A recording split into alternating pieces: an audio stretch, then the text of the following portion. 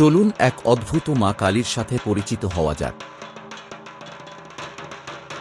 উত্তর কলকাতার শ্যামপুকুরে রয়েছেন মা ভবতারিণীর মন্দির। স্থানীয়দের কাছে তিনি ঘোমটা কালী হিসেবেই পরিচিত।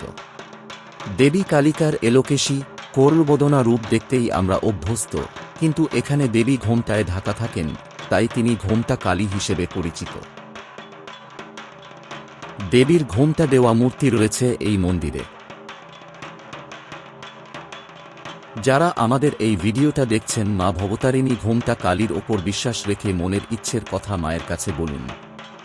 মা আপনার মনের ইচ্ছে নিশ্চয়ই পূরণ করবেন। জয় মা ঘোমটা কালীর জয়।